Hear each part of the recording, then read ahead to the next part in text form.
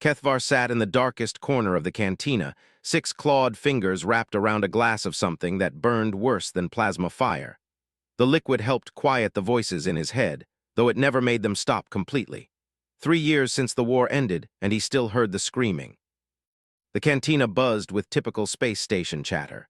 Traders arguing over shipping contracts, miners complaining about quotas, families enjoying their first real meal in cycles. Normal sounds of peace that Kethvar had almost forgotten existed.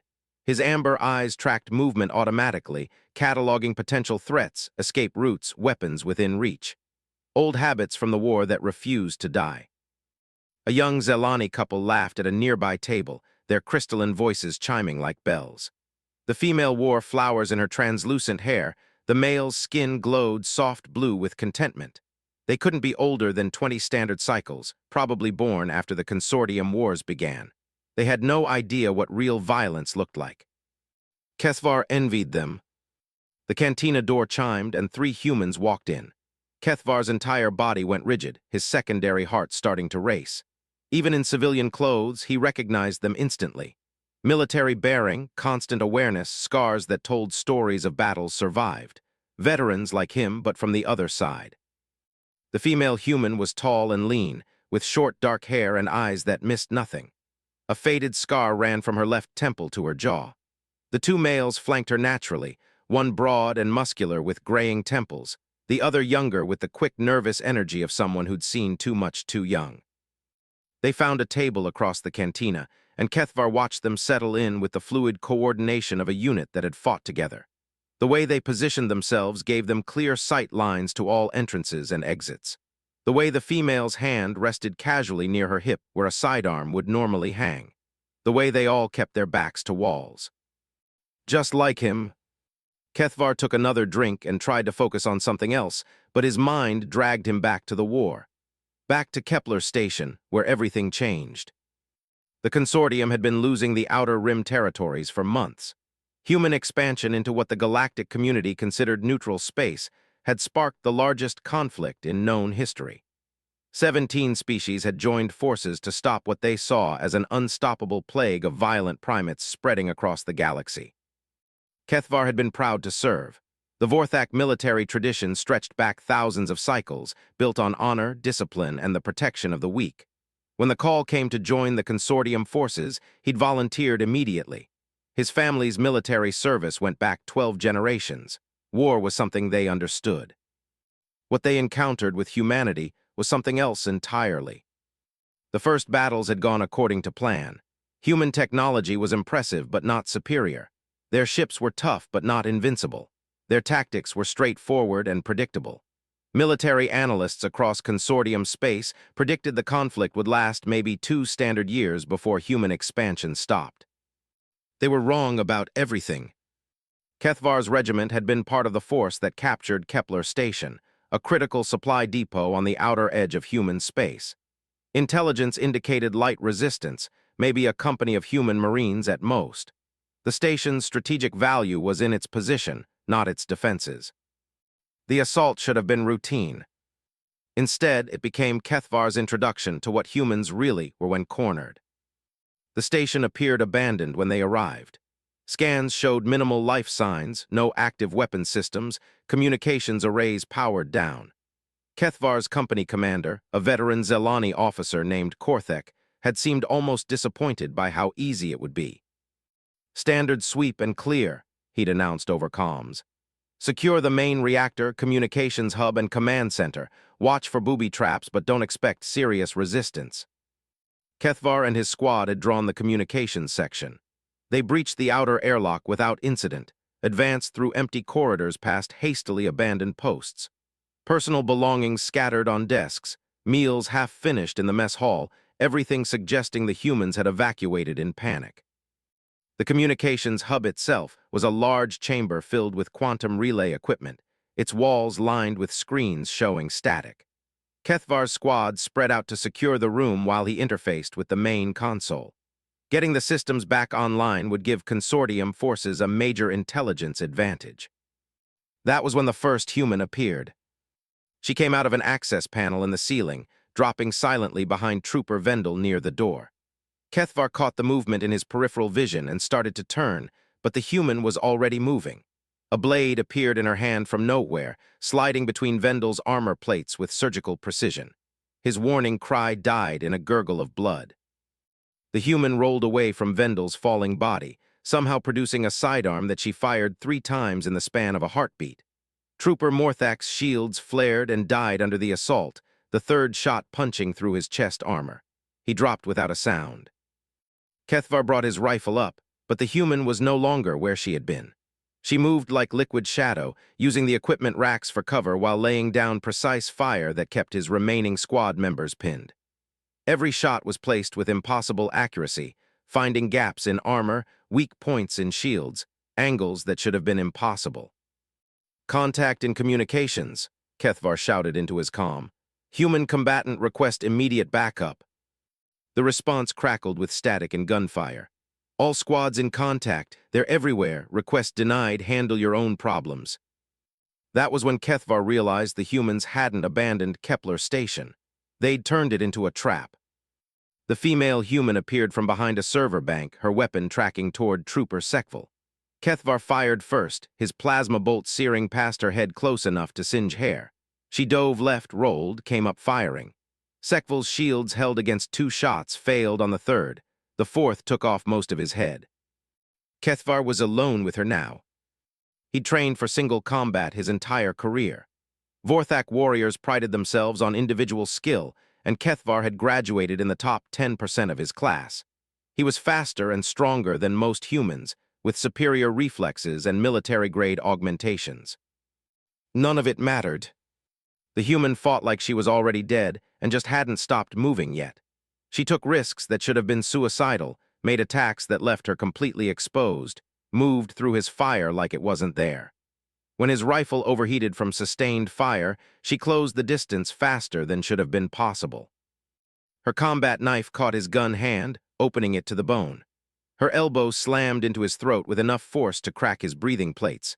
Her knee found his solar plexus, doubling him over in agony. She flowed around his desperate counterattacks like water, always moving, always striking, never where he expected. When she finally put the knife to his throat, Kethvar was on his knees, bleeding from a dozen wounds, his squad dead around him. He waited for the final cut, wondering why humans bothered taking prisoners. Instead, she looked into his eyes and said, "You're going to remember this. You're going to remember what we're capable of when you try to take our homes. Tell your friends." Then she was gone, vanishing into the station's maintenance tunnels like she'd never been there. Kethvar had lain there among his dead squad mates, listening to the sounds of battle throughout the station. Plasma fire, explosions, screams of pain and fury. The noises gradually faded to silence, and he realized the consortium forces had withdrawn. When rescue teams finally found him 6 hours later, Kethvar was the only survivor from his entire company. 47 veteran soldiers, dead or missing, killed by what intelligence estimated to be less than 20 human defenders. The humans had held Kepler Station for another 8 months before finally abandoning it. Not because they were overwhelmed, but because it no longer served their strategic purposes. Back in the cantina, Kethvar's hands were shaking as he lifted his glass. The humans at the other table were talking quietly, their voices too low for him to hear over the ambient noise. The female caught him looking, and their eyes met across the room. For a moment, Kethvar felt like he was back on Kepler Station, staring up at the human who had destroyed his entire worldview in the span of 10 minutes. This wasn't the same female, but there was something familiar in her eyes. The same calculating intelligence, the same predatory stillness. She raised her own glass slightly, a small acknowledgement between veterans who recognized each other. Then she turned back to her companions, dismissing him as a non-threat. Kethvar finished his drink and signaled for another. The bartender, a friendly Makari with bright purple fur, slid him a fresh glass with a concerned expression. "You doing all right, friend? You look like you've seen a ghost." "Something like that," Kethvar replied, his voice rougher than intended. The war had ended with humanity's conditional surrender after the Battle of Terra's Edge. Conditional, because they'd managed to make even losing so costly that the consortium agreed to let them keep most of their existing colonies in exchange for stopping their expansion. Most species considered it a victory for the galactic community. Humanity's growth had been contained, their military neutralized, their threat eliminated. Kethvar knew better. He'd seen what humans were capable of when they fought for survival. The war hadn't ended because humanity was defeated. It ended because they'd decided it was no longer necessary. That should have been the most terrifying realization in galactic history. But somehow the politicians and military leaders had convinced themselves they'd actually won something. Kethvar had tried to tell them. He'd filed detailed reports about human combat capabilities, about their willingness to take casualties that would break any other species, about their ability to turn any environment into a killing field. His superiors had listened politely, and then classified the reports so deep they'd never see daylight. The official narrative was that humanity had been a regional threat that was successfully contained through superior consortium coordination and tactics. Clean, simple, reassuring to the billions of citizens who needed to believe the galaxy was safe. Kethvar had been quietly retired with full honors and a pension that ensured he'd never need to work again, as long as he kept quiet about what he'd really seen during the war. The problem was that retirement hadn't stopped the nightmares. Every night Kethvar relived Kepler's station.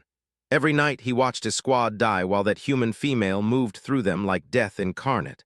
Every night he woke up in cold sweats, reaching for weapons that weren't there. The military psychiatrists had called it post-traumatic stress disorder, a common condition among combat veterans. They'd prescribed medication, therapy sessions, meditation techniques. Nothing worked because they refused to acknowledge what was really haunting him. It wasn't just the memory of violence that kept him awake.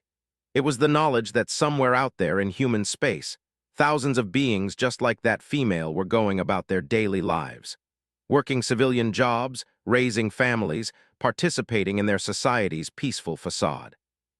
Waiting. The other races had mythologies about monsters, ancient predators that hunted in the darkness. But those were just stories, folklore to frighten children and add excitement to entertainment media. Humans were the monsters that actually existed. Kethvar watched the human veterans across the cantina and wondered what they'd done during the war. Had they been the ones who held Firebase Delta for 3 days against an entire consortium division? Had they engineered the impossible breakout from Vegan Prime that cost the Zelani their entire third fleet? Had they been part of the commando team that somehow infiltrated and destroyed the consortium's primary intelligence facility on Arcturus Station? The younger male laughed at something his companion said, the sound perfectly normal and harmless. It made Kethvar's skin crawl. That same laugh might have been the last thing some of his fellow soldiers heard. A group of Makari traders entered the cantina, their cheerful chatter filling the air as they celebrated a successful cargo run. They found a large table near the center of the room, ordering drinks and food while discussing their next destination. Typical civilian concerns about profit margins, fuel costs, and shipping schedules. One of the traders, a female with distinctive silver fur, was telling an animated story about haggling with dock workers on some remote mining world. Her companions listened with obvious enjoyment, occasionally interjecting with their own experiences. Normal, peaceful interaction between beings who had probably never seen real violence in their lives. Kethvar envied them more than he could express. They lived in a universe where the worst thing that might happen was a bad trade deal or equipment failure. They didn't know that across the galaxy, an entire species of apex predators was pretending to be civilized. The human female at the other table was saying something to her companions that made them both nod seriously. Strategy discussion, maybe, or reminiscences about shared experiences. Veterans talking shop, completely indistinguishable from any other group of former soldiers. Except for what they'd probably done to earn those scars. Kethvar's second drink disappeared faster than the first. The alcohol was starting to dull the sharp edges of memory, but it also made his thoughts darker and more paranoid. He knew he should leave, go back to his small apartment and try to sleep. But sleep meant dreams, and dreams meant Kepler Station. Better to sit here in the dim cantina light, surrounded by the comforting noise of civilian life, pretending he was just another veteran drowning his memories in cheap liquor. The truth was more complicated than that and more shameful. Kethvar didn't drink to forget what had happened during the war. He drank because part of him missed it. Combat had been pure in a way that civilian life could never be. Life and death decisions made in fractions of seconds, with consequences that were immediate and absolute. Everything stripped down to the most basic level of existence: survive or die. He'd been good at it, too. Before Kepler Station, Kethvar had been considered one of the finest soldiers in his regiment. Quick reflexes, steady nerves, excellent tactical instincts. He'd earned commendations for his performance in a dozen smaller engagements during the early months of the war. Then he'd met that human female and learned the difference between being a good soldier and being a warrior. She'd moved through violence like it was a natural element, as comfortable with killing as most people were with breathing. There had been no hesitation in her actions, no wasted motion, no emotional reaction to taking lives. Just pure, efficient lethality applied with surgical precision.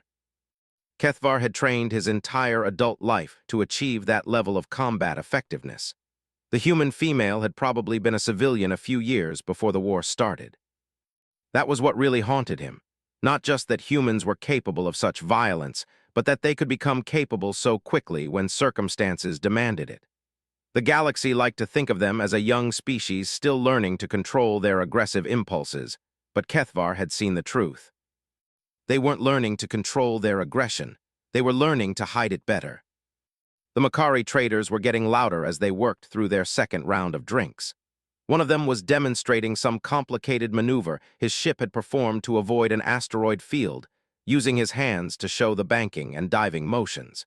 His friends watched with the kind of good-natured attention that came from years of friendship. Normal people living normal lives in what they believed was a peaceful galaxy. They had no idea how fragile that peace really was, or what was required to maintain it. Kethvar had read the classified reports after the war ended. The human surrender had included specific terms that weren't made public, guarantees about territory, trade rights, military limitations, but also agreements about information sharing, technology transfer, and something called cultural exchange programs. On the surface, it looked like standard post-conflict diplomacy.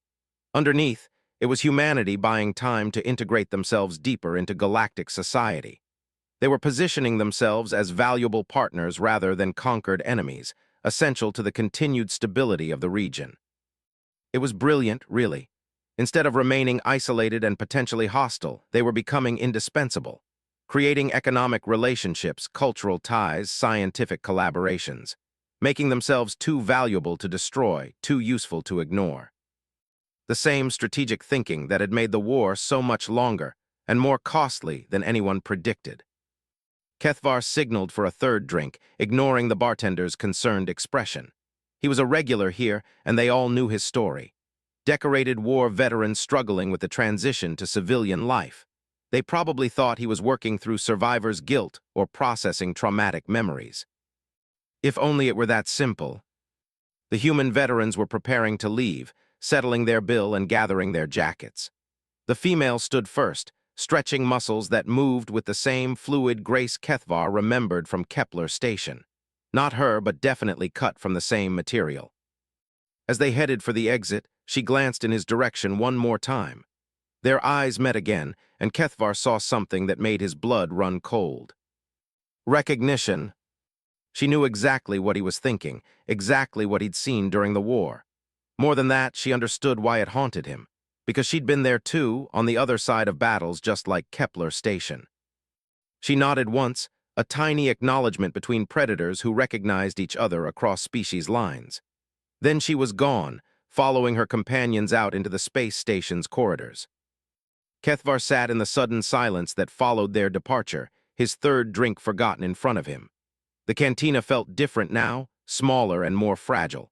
The normal civilian conversations seemed quieter, more tentative, as if everyone had unconsciously sensed the presence of something dangerous. But that was impossible. The humans had been perfectly polite, well-behaved customers. They'd caused no trouble, threatened no one, given no indication that they were anything other than ordinary travelers passing through the station. That was the most terrifying thing of all. Kethvar finished his drink and left money on the table, nodding goodbye to the bartender who watched him leave with obvious concern. Outside in the corridor, the space station hummed with its usual activity. Beings from a dozen species going about their daily business, secure in their belief that the galaxy was safe and peaceful. Somewhere among them, those three humans were probably booking passage to their next destination, carrying their secrets and their scars, their capacity for violence hidden behind civilian facades. Kethvar made his way back to his apartment through the bustling corridors, past shops and restaurants and entertainment venues filled with the normal sounds of galactic civilization. All of it beautiful, peaceful, and utterly fragile. In his quarters, he poured himself one more drink and stood at the viewport, looking out at the stars. Somewhere in that vast darkness, humanity was building its future. Not the contained, limited future the consortium thought it had negotiated, but something larger and more dangerous. They were patient, these humans. They could wait for the right opportunity, the right moment to show the galaxy what they really were. Kethvar had seen that moment on Kepler Station. He'd looked into the eyes of a species that had barely begun to reveal its true nature. And someday, the rest of the galaxy would see it too. The nightmare came again that night, just as Kethvar knew it would. He found himself back on Kepler Station, watching Vendel die for the 1000th time. The human female materialized from shadows that shouldn't exist, her blade finding the gap in his squad mate's armor with impossible precision. But this time, the dream continued past the usual ending. Instead of waking when she put the knife to his throat, Kethvar found himself following her through the station's maintenance tunnels. She moved through the narrow spaces like she'd designed them herself, never hesitating at intersections, always knowing which path led where. They emerged in a different section of the station, where the rest of her unit was preparing for the next phase of their defense. There were only 19 of them total, Kethvar realized. 19 humans holding off an entire consortium battle group. He watched them work with the same fluid efficiency he'd witnessed in the communications hub. No wasted motion, no unnecessary conversation. They moved around each other like parts of a single organism, each knowing instinctively what the others needed. "Contact in Sector 7, one of them reported quietly. "Full squad moving to secure the reactor." The female from the communications hub barely glanced up from the explosive device she was assembling. "Handle it. Remember, we want survivors to report back." 3 humans disappeared into the ventilation system, carrying weapons that seemed too large for the confined space. The rest continued their preparations, turning the station into an elaborate death trap that would cost the consortium forces dearly. Kethvar woke in his apartment, sheets soaked with sweat despite the climate control. The chronometer showed 3:47 local time, exactly when he always woke from this particular dream. His hands were shaking again, and the phantom pain from wounds that had healed 3 years ago made his breathing shallow and rapid. He stumbled to the kitchen and poured himself a glass of water, trying to wash the taste of fear from his mouth. The apartment was small but comfortable, subsidized housing for disabled veterans that came with all the amenities of civilian life. Modern appliances, entertainment systems, high-speed data access. Everything he needed to build a new life away from the military. Everything except peace. The water helped calm his nerves slightly, but sleep was impossible now. Kethvar dressed and made his way to the station's observation deck, a large, transparent dome that offered spectacular views of the surrounding star field.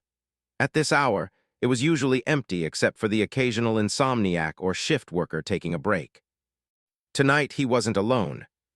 A figure stood silhouetted against the starscape, hands clasped behind their back in a posture Kethvar recognized as military. As he approached, the being turned, revealing the weathered features of a Corvani female in her middle years. "Commander Geltas," Kethvar said, offering a respectful nod to his former regimental commander.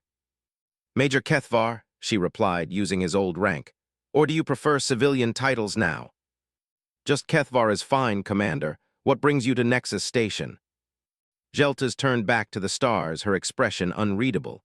"Same thing that brought you here, I suspect, running from ghosts that follow wherever we go." Kethvar joined her at the observation window, nodding the way she favored her left leg. War injury, probably from one of the later battles when human tactics became truly unpredictable. Half the consortium's senior officers had retired with similar wounds, both physical and psychological. "Bad dreams?" he asked.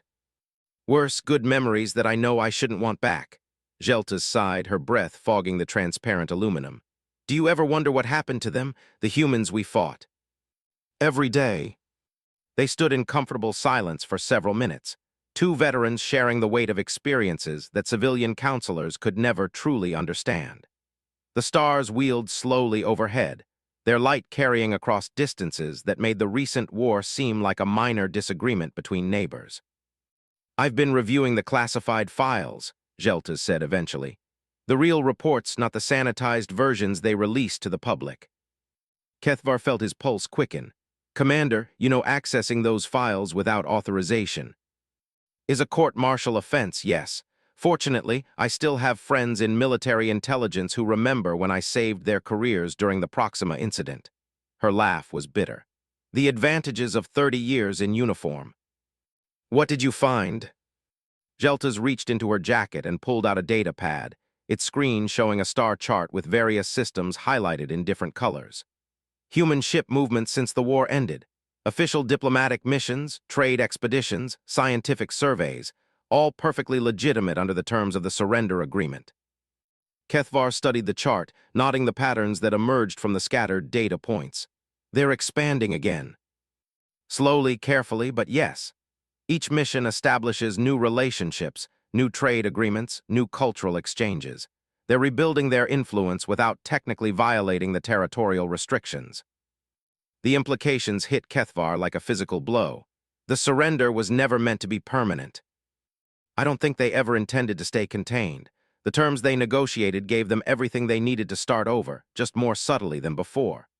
Geltas scrolled through more data, showing communication intercepts and economic reports. "Look at this. Human advisors helping with infrastructure projects on vegan colonies.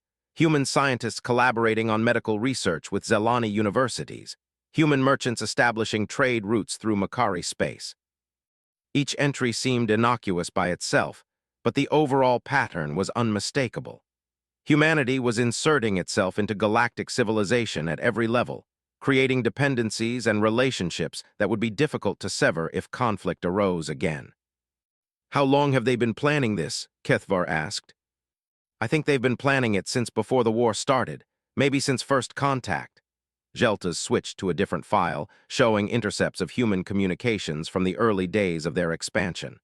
"Look at the language they used in their initial diplomatic contacts. They weren't requesting permission to settle in disputed territories.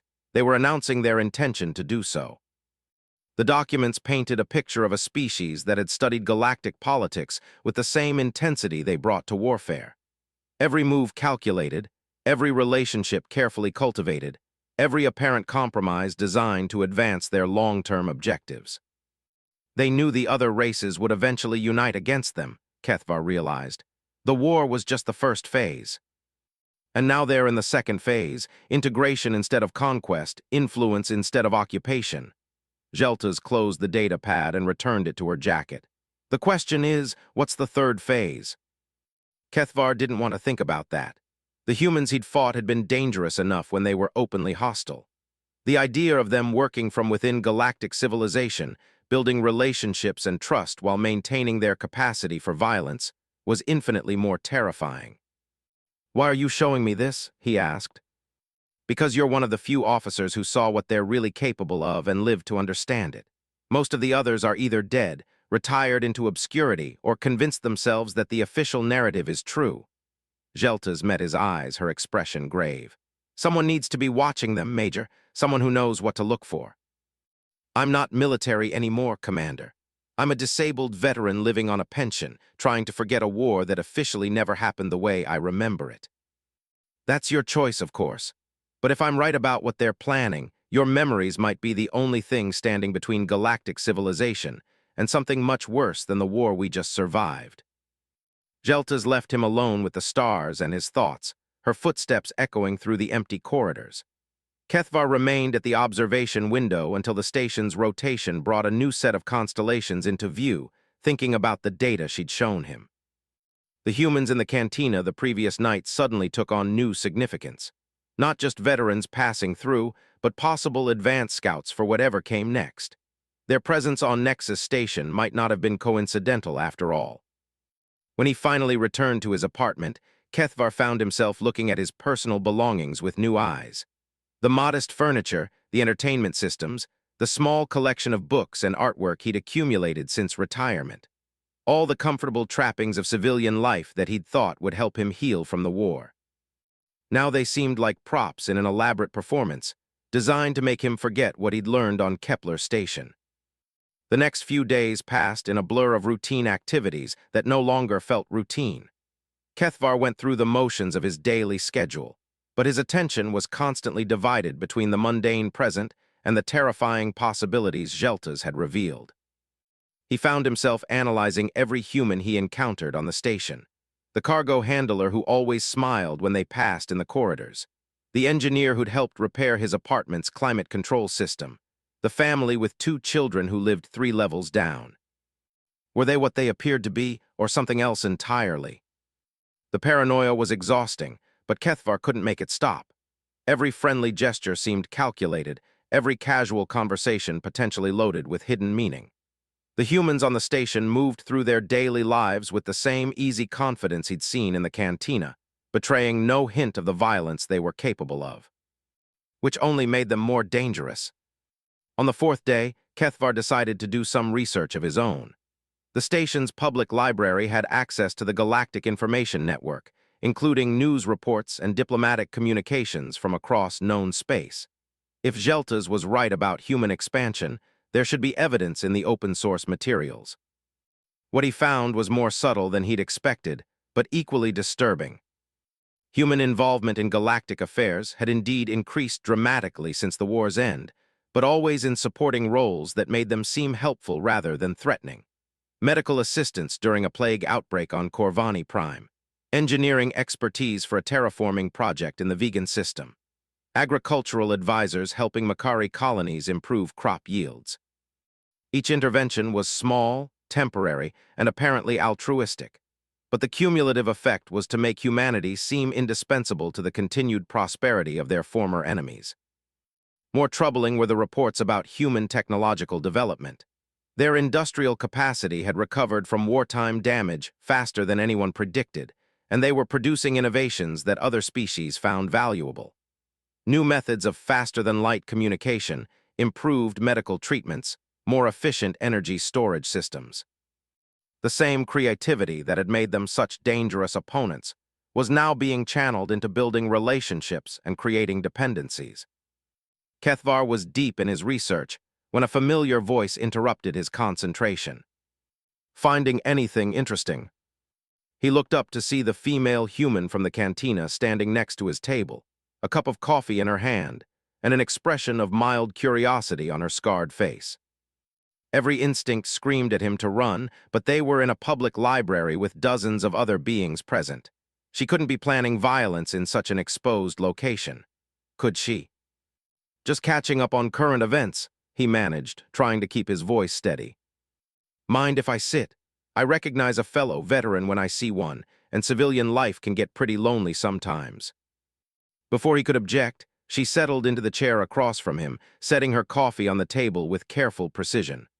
Up close, the scar on her face was even more prominent, a testament to violence survived and enemies defeated. Captain Sarah Chen, formerly of the 3rd Marine Expeditionary Unit, she said, offering her hand in the human custom. You can call me Sarah. Kethvar hesitated, then clasped her hand briefly. Her grip was firm but not threatening, her skin warm and surprisingly soft. Kethvar, former major in the Consortium 19th Infantry. Good unit. I heard they gave a hell of a fight at the Battle of Proxima. Her expression was genuinely respectful, with no hint of mockery or condescension. War's been over for 3 years. You'd think we'd all have moved on by now. Some wars are harder to leave behind than others. Sarah nodded, taking a sip of her coffee. Especially when they end the way ours did. No clear victory, no closure, just a bunch of politicians deciding they'd had enough. Makes it hard to know what we were really fighting for. Despite himself, Kethvar found the conversation oddly comforting.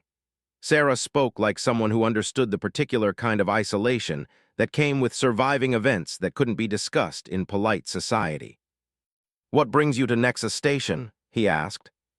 Cargo run. My partners and I have a small freight company, mostly running supplies between the outer colonies. Not exactly what I plan to do with my life, but it pays the bills and keeps us moving. She gestured at his research materials. What about you? Researching the good old days. Kethvar glanced at his screen, which currently displayed a report about human agricultural advisors on Makari Prime. Something like that, trying to understand how much the galaxy has changed since the war. Changed a lot, hasn't it? Hard to believe how quickly everyone went back to business as usual. Sarah's tone was casual, but Kethvar caught something in her eyes that suggested deeper currents beneath the surface conversation. Your people have been quite active in post-war reconstruction efforts, he said carefully. Have we? I guess I hadn't really been paying attention. She finished her coffee and stood, gathering her jacket. Anyway, it was nice talking to someone who understands. Maybe I'll see you around the station. As she turned to leave, Sarah paused and looked back at him. Oh, and Kethvar, you might want to be careful about the research you're doing. Some subjects are sensitive, and not everyone appreciates civilians asking too many questions. Then she was gone, leaving Kethvar alone with his rapidly beating hearts and the uncomfortable realization that his investigation hadn't been as subtle as he'd thought. He packed up his materials and left the library quickly, his mind racing through the implications of the encounter. Had Sarah been threatening him or warning him? Was she monitoring his research, or did she simply recognize a fellow veteran struggling with post-war adjustment? The uncertainty was almost worse than open hostility would have been. Back in his apartment, Kethvar poured himself a drink and tried to think rationally about what had just happened. The most likely explanation was that Sarah had noticed him behaving oddly in the cantina and decided to investigate. Veterans often looked out for each other, even across species lines. But there were other possibilities that made his stomach clench with fear. What if she wasn't just a cargo hauler? What if her presence on the station was part of whatever Operation Geltas had uncovered? What if the friendly conversation had been an intelligence-gathering mission disguised as casual concern? The questions multiplied in his head until Kethvar couldn't sit still anymore. He needed to move, to do something, to take action instead of sitting paralyzed by paranoia.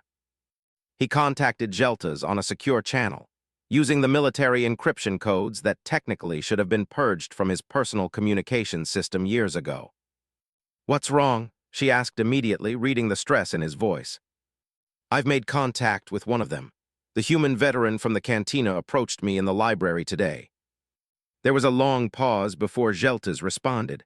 What did she say? Kethvar recounted the conversation as accurately as possible, including Sarah's parting comment about sensitive research. When he finished, Geltas was silent for so long that he wondered if the connection had been lost. Commanders, I'm here just thinking. Another pause. It could be innocent, but the timing is suspicious. How much of your research was visible when she approached? I had a report about human agricultural advisors open on my screen. Nothing classified, but definitely related to post-war activities. That settles it. We're moving up our timeline. Kethvar felt a chill run down his spine. What timeline? I'll explain when we meet. Tomorrow, 800 hours, observation deck level 7. Come alone and make sure you're not followed. The channel closed, leaving Kethvar alone with his fears, and the growing certainty that his quiet retirement was about to come to an abrupt end. He spent the rest of the evening preparing for whatever Geltas had planned, checking his personal effects and making sure his affairs were in order. If the humans were as dangerous as he believed, and if they were already aware of his investigation, then tomorrow's meeting might be his last opportunity to act on what he'd learned. Outside his window, the stars continued their eternal dance, indifferent to the small dramas of the beings who crawled across their surfaces. Somewhere among those distant lights, humanity was building its future with the same patient determination it had shown during the war. And somewhere much closer, Sarah Chen was probably reporting his activities to whoever was really in charge of human operations on Nexus Station. Kethvar checked the locks on his apartment door one more time and settled in to wait for dawn, knowing that sleep would be impossible. The war might be officially over, but the real conflict was just beginning. In the morning, he would find out what Geltas wanted him to do about it. The observation deck on level 7 was smaller than the one Kethvar usually visited, tucked away in a maintenance section that most civilians never saw. At exactly 800 hours, he found Geltas standing before a narrow viewport that showed the docking bays far below. She wasn't alone. 3 other figures waited in the shadows near the emergency airlock, their faces hidden by the kind of light-bending fields typically used by intelligence operatives. As Kethvar approached, one of them stepped forward, revealing the distinctive features of a Zelani male with the bearing of senior military command. "Major Kethvar," the Zelani said, "Admiral Korthek, Consortium Intelligence Service. We've met before, though under different circumstances." Kethvar's blood ran cold as he recognized his former company commander from Kepler Station, the officer who had led them into what became a massacre, who had somehow survived when so many others didn't. "Admiral, I thought you died on Kepler Station." "Officially, I did, along with my command staff and most of my tactical knowledge. Makes it easier to operate without oversight when you're already dead according to the records." Korthek gestured to the other shadowed figures. "We're all officially dead, Major. Killed in action, lost in space, casualties of a war that the Consortium wants to forget." Jeltas moved closer, her expression grim. "What the Admiral is trying to say is that some of us never stopped fighting. The war didn't end because humanity was defeated. It ended because they achieved their objectives." "Which were?" "Integration," said one of the other figures, stepping into the light. A Corvani female with the cybernetic implants typical of military intelligence operatives. "They never wanted to conquer the galaxy through force. Too expensive, too difficult to maintain, too likely to unite other species against them permanently." The 4th member of the group remained in shadow, but Kethvar could see enough to identify them as human. The realization hit him like a physical blow. "You're working with them." "Working with some of them," Korthek corrected. "It turns out that not all humans supported their government's expansion policies. Some of them have been fighting their own shadow war against what they call the integration protocol." The human figure stepped forward, removing their light-bending field to reveal a middle-aged male with the distinctive scars of combat augmentation surgery. His face was weathered but intelligent, with eyes that held the same haunted quality Kethvar had learned to recognize in other veterans. "Colonel Marcus Webb, formerly of Human Intelligence Division," he said. "I've been tracking the integration protocol for 7 years, trying to understand its scope and timeline. What I've found should terrify every sentient being in the galaxy." Webb activated a holographic projector, filling the small space with a 3-dimensional star chart. Hundreds of systems were marked with various symbols, creating patterns that made Kethvar's mind reel with their implications. "This is the real map of human expansion," Webb explained. "Not the official colonies and territories, but the complete network of influence and control they've built since first contact." The symbols represented different types of operations: economic infiltration, technological dependency, cultural influence, strategic partnerships. Each one was color-coded by timeline, showing a progression that had been building for decades. "They started planning this before they even left their home system," the Corvani intelligence officer added. "Every diplomatic contact, every trade agreement, every cultural exchange was designed to create leverage for this moment." Kethvar studied the display, noting how the patterns had intensified since the war's end. "What exactly are they trying to accomplish?" "Complete integration of human interests with galactic civilization," Webb replied. "Not through conquest, but through making themselves indispensable. Within 50 years, they want every major decision in consortium space to require human approval or participation." "A peaceful takeover," Jeltas said bitterly. "They'll control everything without firing a shot." The scope of the plan was staggering. Kethvar could see how each seemingly innocent post-war interaction fitted into the larger pattern. The agricultural advisors weren't just helping with crop yields, they were creating dependencies on human biotechnology. The medical assistance wasn't just humanitarian aid, it was establishing human researchers as essential partners in galactic health systems. "How do you know all this?" he asked. Webb manipulated the hologram, zooming in on specific systems and highlighting communication intercepts, financial records, and personnel files. "Because I helped design it. The integration protocol was my brainchild, developed during the early years of expansion as an alternative to direct military conquest." The admission hung in the air like a confession of war crimes. Kethvar felt his hand move instinctively toward where his sidearm would have been, but stopped when he realized the futility of the gesture. "You created this." I created the theoretical framework. The practical implementation has gone far beyond what I ever intended.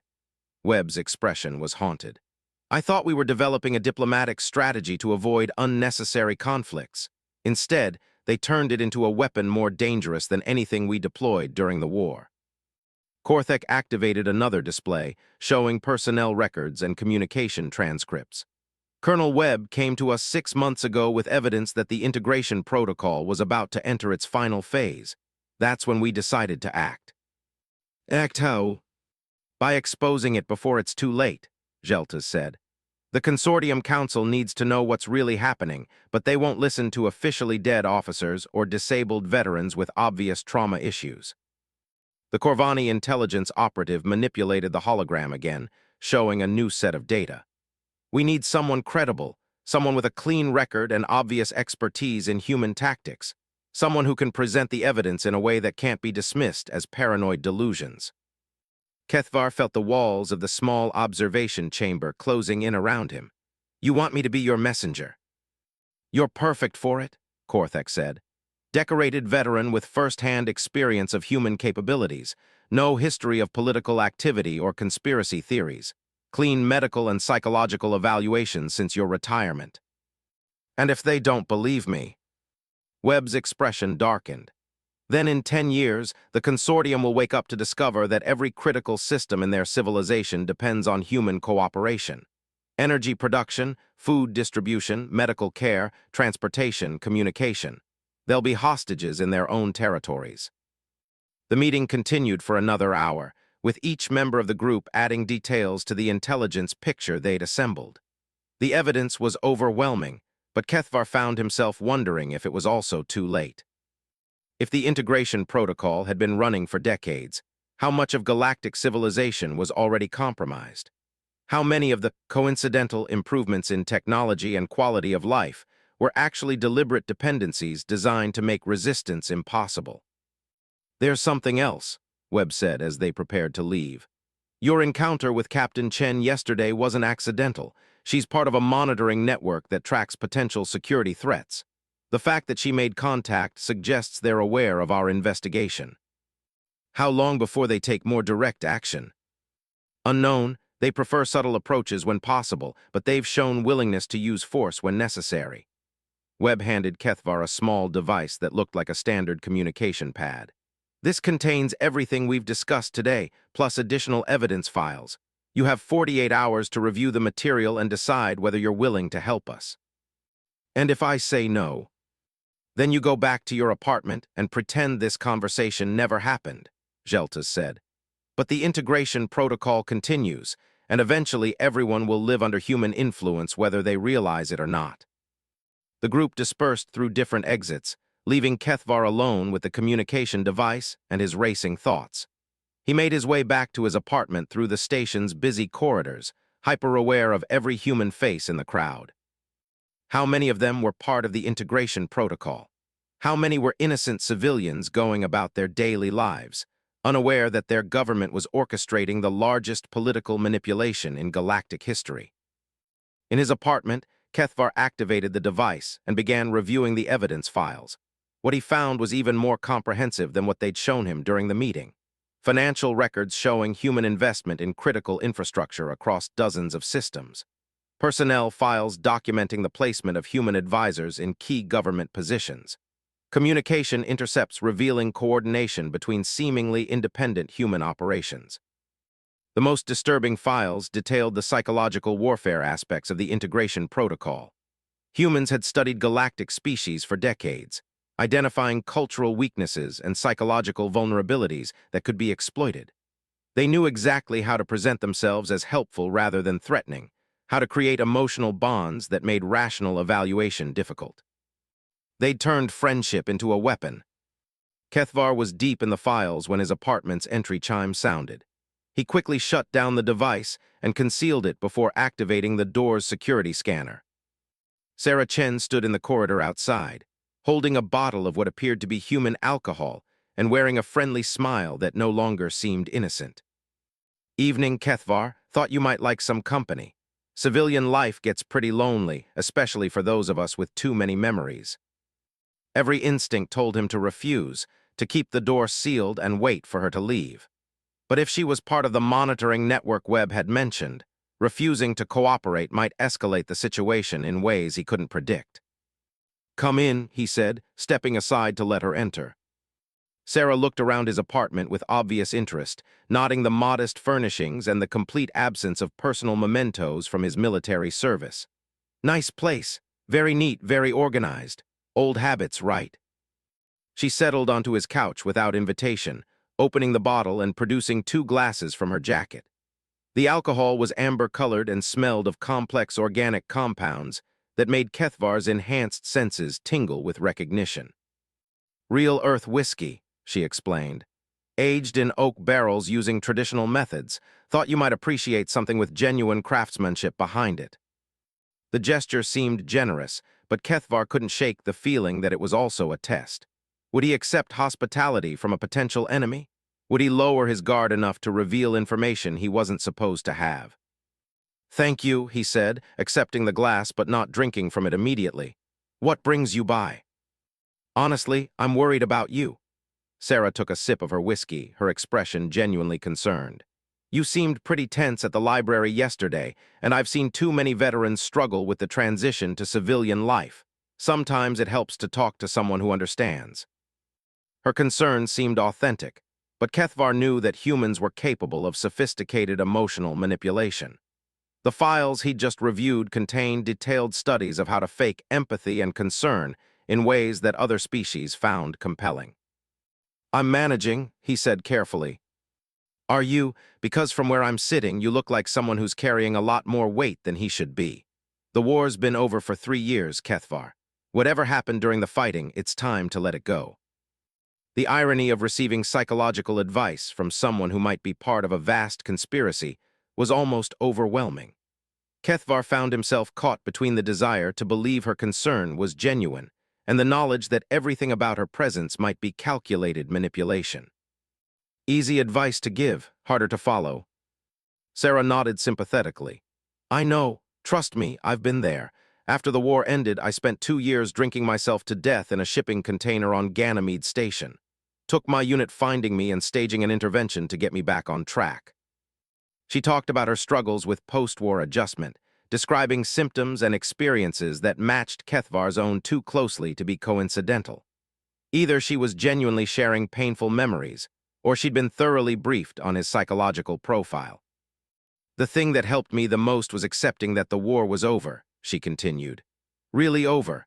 All the fighting, all the secrets, all the paranoia about what the other side might be planning. Done. Finished. Time to move on and build something better." The message was subtle but clear. Stop investigating. Stop asking questions. Accept the official narrative and get on with your life. "And if the war isn't really over?" Kethvar asked. "What if all the peace and cooperation is just another kind of strategy?" Sarah's expression didn't change, but something shifted in her eyes. A flicker of calculation that was there and gone in an instant. "Then you'd be talking about conspiracy theories, and those are dangerous territory for anyone trying to maintain their psychological health." She finished her whiskey and stood. "I should go. Early departure tomorrow, and my partners will be upset if I'm late to the pre-flight briefing." At the door, she paused and looked back at him one more time. "Kethvar, whatever you think you've discovered, whatever evidence you think you've found, consider the possibility that you're seeing patterns where none exist. Paranoia is a common symptom of combat trauma, and it can feel very real even when it's completely unfounded." After she left, Kethvar sat in his apartment for a long time, staring at the unopened bottle of whiskey and thinking about everything she'd said. The psychological manipulation had been masterful, so subtle that if he hadn't known about the integration protocol, he might have accepted her advice and abandoned his investigation. Which was exactly what she'd intended. He activated the communication device again and sent a coded message to Jeltas. "Contact confirmed, proceeding with original plan." The response came back within minutes. "Understood. Transport arranged for 600 tomorrow. Pack light." Kethvar spent the rest of the night reviewing the evidence files one more time, memorizing details and preparing for what he knew would be the most important testimony of his life. If Webb was right, if the integration protocol was entering its final phase, then the Consortium Council needed to act quickly to prevent humanity from achieving complete influence over galactic civilization. But even as he prepared to become a messenger in this shadow war, Kethvar couldn't shake the feeling that he was already too late. The integration protocol had been running for decades, building dependencies and relationships that would be impossible to sever without causing massive disruption to galactic society. Humanity had played a longer game than anyone realized, and they were very close to winning it. Outside his window, the stars continued their eternal dance, indifferent to the small dramas of the beings who crawled across their surfaces. But among those distant lights, the future of galactic civilization was being decided by species who thought they understood each other, but were only beginning to grasp the true scope of the conflict they'd stumbled into. In the morning, Kethvar would begin the journey that would either save the Consortium from subtle slavery, or confirm that the war they thought they'd won had actually been lost from the very beginning. Either way, his quiet retirement was over. The real battle was about to begin. The transport ship was an unmarked cargo hauler that looked like thousands of others moving freight between systems. Kethvar boarded before dawn, carrying only a small bag of personal items and the communication device containing enough evidence to reshape galactic politics. Geltas met him in the ship's modest passenger compartment, along with two beings he didn't recognize.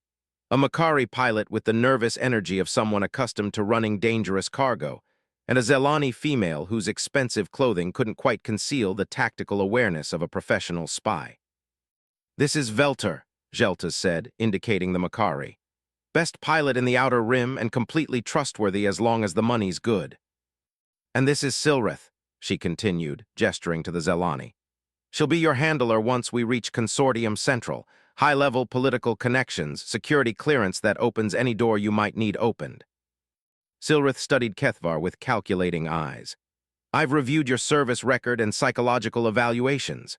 Impressive combat history, clean personal life, no obvious vulnerabilities that hostile intelligence services could exploit. You'll make a credible witness." The journey to Consortium Central would take 4 days through hyperspace, giving Kethvar time to prepare his testimony and review additional evidence that Silrith had obtained through her political connections. What he saw made his earlier discoveries seem like minor concerns. The integration protocol hadn't just been targeting military and economic systems. Human operatives had infiltrated educational institutions, entertainment industries, religious organizations, and social service agencies across Consortium space. They'd been shaping galactic culture at the most fundamental levels, influencing how young beings thought about cooperation, conflict, and the nature of civilization itself. "This is a complete mental restructuring program," he said after reviewing files on human involvement in Makari educational reform. "They're not just seeking political control, they're trying to change how other species think." "Cultural hegemony," Silrith explained. "Much more effective than military conquest because the subjects don't realize they're being controlled. Within a generation, these ideas will seem natural and obvious to anyone who grew up with them." The evidence painted a picture of a species that had studied the galaxy's civilizations with scientific precision, identifying every weakness and vulnerability that could be exploited. They'd turned sociology and psychology into weapons, wielding culture and economics with the same deadly efficiency they'd shown in combat. "How long have they been planning this?" Kethvar asked. "Since before first contact," Velter replied from the pilot's station. "I've been running intelligence operations for 15 years, and every human I've encountered has known things they shouldn't have known. Languages they'd never studied, cultural references they shouldn't have understood, tactical knowledge they claimed to have learned from historical research." The implications were staggering. If humanity had been preparing for galactic contact long before officially leaving their home system, then their entire relationship with other species had been based on deception from the very beginning. "Why hasn't anyone noticed this before now?" Kethvar asked. "Because it's been incremental," Silrith explained. "Each individual human interaction seems innocent and beneficial. It's only when you step back and look at the overall pattern that the manipulation becomes obvious." She activated another display, showing economic data from the past decade. "Look at this. Human involvement in galactic commerce has increased by 400% since the war ended, but it's all been presented as post-conflict reconstruction assistance. Trade partnerships, technology sharing, infrastructure investment, all of it designed to create dependencies that would be painful to sever. Kethvar studied the data, noting how human economic influence had grown in critical sectors like energy production, food processing, and medical supplies. They're making themselves indispensable. Exactly, and once you depend on someone for essential services, you become very reluctant to oppose them politically. Silrith closed the display and fixed Kethvar with an intense stare. The question is whether the Consortium Council will be willing to act on this information, even if it means significant short-term disruption to galactic commerce and social services. That was the real challenge, Kethvar realized. Even if he successfully convinced the Council that humanity was implementing a vast manipulation program, the immediate costs of resistance might seem higher than the long-term costs of submission. Humans had been very clever about making their integration protocol seem mutually beneficial in the short term. The ship dropped out of hyperspace near Consortium Central on the fourth day, revealing the massive space station that served as the government center for 17 species and hundreds of worlds. The structure was a marvel of cooperative engineering, with architectural elements from every member civilization integrated into a unified whole. It was also, Kethvar now realized, probably riddled with human intelligence operatives. Security will be tight, Silrith warned as they prepared to dock. The humans will have people watching the transport logs, monitoring communication traffic, tracking the movements of anyone who might pose a threat to their operations. Are you saying they've compromised Consortium security? I'm saying they've been preparing for this day since the integration protocol began. They know that eventually someone would figure out what they were doing. She handed him a new identity card and travel documents. You're now Kethvar Malthek, agricultural inspector from the Outer Rim territories. Your service record has been scrubbed from all public databases, and your presence here is officially related to crop yield assessments for the Food Distribution Initiative. The cover story was solid, but Kethvar couldn't shake the feeling that they were walking into a trap. If humanity had been planning this operation for decades, they'd certainly anticipated the possibility of exposure and prepared countermeasures. Consortium Central was even more impressive from the inside than it appeared externally. The main corridors were vast spaces filled with beings from across known space, all working together on the complex business of galactic governance. It should have been inspiring, a testament to the possibility of cooperation between species with radically different biologies and cultures. Instead, Kethvar found himself wondering how much of what he saw was genuine cooperation, and how much was the result of human manipulation. Silrith led him through security checkpoints and administrative levels to a small conference room in the restricted government sector. 3 beings waited inside: a Corvani admiral who served as the current council military advisor, a Zelani diplomat with responsibility for interspecies relations, and a Makari economist who oversaw trade policy. "Gentle beings," Silrith began, "I'd like you to meet Major Kethvar, recently retired from Consortium military service. He has information about human activities that requires immediate council attention." The next 2 hours were the most challenging of Kethvar's life. He presented the evidence methodically, starting with his personal experiences during the war and building to the larger intelligence picture that Webb and the others had assembled. The 3 council members listened with varying degrees of skepticism, asking probing questions and requesting clarification on technical details. Admiral Morthak was the most receptive, nodding grimly as Kethvar described human tactical innovations and their implications for galactic security. "I've been tracking similar patterns in our intelligence reports. Individual incidents that seemed unimportant, but when viewed together suggest coordinated activity." The Zelani diplomat, Fenwerden, was more cautious. "Even if we accept your analysis of human intentions, the practical question is whether intervention is possible without causing more damage than the integration protocol itself." That was the crux of the problem. If human economic and social involvement had become as extensive as the evidence suggested, cutting those ties could cause massive disruption to galactic civilization. Food shortages, energy crises, medical supply interruptions, communication system failures. The cure might be worse than the disease. "What exactly are you proposing?" asked Lomtharek, the Makari economist. Kethvar had anticipated this question and prepared his answer carefully. Controlled disengagement, gradual reduction of dependence on human systems while developing alternative sources for critical services. It will take time and significant investment, but it's possible if we start immediately. And if the humans resist, if they decide to use their existing influence to prevent disengagement. That was the question Kethvar had been dreading. If humanity was as committed to the integration protocol as Webb believed, they wouldn't simply allow other species to escape their influence. There would be pressure, threats, possibly even violent intervention disguised as internal security operations. Then we'll learn what they're truly capable of when their fundamental objectives are threatened, he said. The meeting continued for another hour, with the 3 council members debating the implications of Kethvar's testimony and the feasibility of various response options. Finally, Admiral Morthak called for a recess to allow private consultation. We'll need to verify your evidence independently, he told Kethvar, and we'll need to brief other council members who aren't present today. This kind of decision requires unanimous agreement from all member species. As they prepared to leave, Silrith received an urgent communication on her personal device. Her expression darkened as she read the message. "What is it?" Kethvar asked. "Security alert. There's been an incident at the human embassy. 3 beings found dead, apparently killed during a break-in attempt. Officials are calling it a failed robbery, but..." She didn't need to finish the sentence. Kethvar could guess what had really happened. Someone had tried to gather intelligence on human activities, and the attempt had been discovered and eliminated. "We need to move," Silrith said urgently.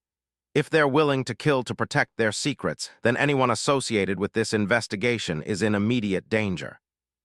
They made their way quickly through the station's corridors, avoiding the main thoroughfares and using service passages that Silrith knew from her years of political work. Kethvar's military training kicked in automatically, his enhanced senses scanning for potential threats, while his mind calculated escape routes and defensive positions. They almost made it to the secure transport hub before the ambush.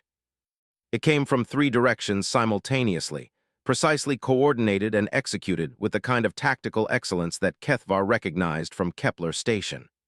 Flashbang grenades to disorient, followed by stunning weapons designed to incapacitate rather than kill. The attackers wore no identifying marks and carried no standard military equipment, but their movements and coordination screamed human special operations. They flowed through the confined space of the service corridor like water, each covering the others while maintaining perfect situational awareness. Silrith went down first, her expensive clothing no protection against military-grade stun fields. One of the attackers moved to secure her while the others focused on Kethvar, who had managed to reach cover behind a maintenance panel. His military reflexes took over, years of training overriding conscious thought. He drew the concealed sidearm Geltas had provided and returned fire, forcing the attackers to take cover and buying precious seconds to assess the tactical situation. 3 attackers, professional quality, armed with non-lethal weapons. They wanted prisoners, not bodies, which meant they planned to extract information rather than simply eliminate threats. That gave Kethvar a slight advantage, since he could use lethal force while they were constrained to stunning attacks. He used that advantage ruthlessly, putting precision fire into gaps in their cover and forcing them to reveal their positions. When one of them tried to flank his position, Kethvar's shot took him center mass, the plasma bolt burning through body armor and dropping him instantly. The other 2 immediately shifted tactics, abandoning their non-lethal approach in favor of survival. The firefight became deadly serious, with plasma bolts and particle beams filling the confined space with lethal energy. Kethvar's superior position and defensive cover gave him the advantage he needed, but it was a close thing. These weren't amateur terrorists or criminal thugs. They were professional soldiers with advanced equipment and tactical training that matched anything the consortium military could produce. When the shooting stopped, both remaining attackers were dead or incapacitated, and Silrith was beginning to recover from the stunning field that had dropped her. Kethvar checked the bodies quickly, finding exactly what he expected. No identification, no standard military equipment, no traces that could be linked to official human forces. "We need to leave," Silrith said, her voice still slurred from the stun field effects. Security will respond to the weapon's fire, and if they find us here with bodies. They made it to the transport hub just as station security was converging on the site of the ambush. Velter had their ship ready for immediate departure, engines warm and clearance already obtained through channels that didn't require detailed explanations. As Consortium Central fell away behind them, Kethvar found himself thinking about the tactical excellence the ambush team had demonstrated. This wasn't the work of a few rogue operatives acting without authorization. It was a coordinated response by a professional intelligence organization that had been tracking their investigation from the beginning. They knew exactly where we'd be and when we'd be there, he said. Which means they have access to Council security protocols and scheduling information, Silrith replied grimly. The integration protocol is more advanced than we thought. They're not just influencing decision-making, they're monitoring it in real time. The implications were staggering. If humans had penetrated consortium government security so thoroughly that they could track classified investigations and deploy military assets in response, then the integration protocol was already functionally complete. What do we do now? Kethvar asked. Now we go underground, Velter said from the pilot's station. Official channels are compromised, so we'll have to work through unofficial ones. There are others who have been investigating human activities independently. Time to make contact and coordinate our efforts. And if that doesn't work? Silrith was silent for a long moment before answering. Then we accept that humanity has achieved what they set out to achieve, and we try to figure out how to live under their influence without losing everything that makes our civilizations worth preserving. The ship jumped to hyperspace, carrying them away from Consortium Central and toward an uncertain future. Behind them, the human embassy was probably already spinning the ambush as a terrorist attack by fringe elements opposed to post-war cooperation. The bodies would disappear into classified files, and the official investigation would find exactly what the humans wanted it to find. Kethvar stared out at the swirling energies of hyperspace and wondered if they were already too late. The integration protocol might have progressed beyond the point where resistance was possible without destroying the very civilization they were trying to protect. But they had to try, because the alternative was accepting that a single species had outmaneuvered the combined intelligence of 17 civilizations, turning cooperation itself into a weapon of conquest.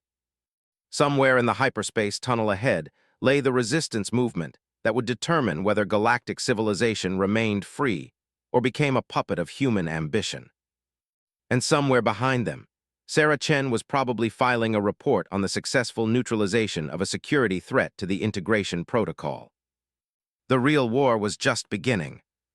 The resistance base was hidden in an asteroid field at the edge of Vorthak's space, a cluster of hollowed-out rocks connected by pressurized tunnels that could house perhaps 200 beings. Kethvar had expected something larger, more impressive, befitting an organization capable of challenging human galactic influence. Instead, he found a desperate collection of outcasts, refugees, and military veterans who had been quietly discredited or eliminated from their official positions for asking too many questions about human activities. "Welcome to the last free beings in the galaxy," said Colonel Webb with bitter irony as he led Kethvar through the base's cramped corridors. "Not exactly the stuff of inspirational holovids, is it?" The base was functional but clearly operating on minimal resources. Equipment was jury-rigged from salvaged parts, living quarters were barely large enough for individual privacy, and the air recycling system produced a constant background hum that spoke of machinery pushed beyond its design limits. But the beings who lived here were far from defeated. Kethvar recognized the same fierce determination he'd seen in human defenders during the war, the refusal to surrender even when facing impossible odds. Representatives from every major species worked side by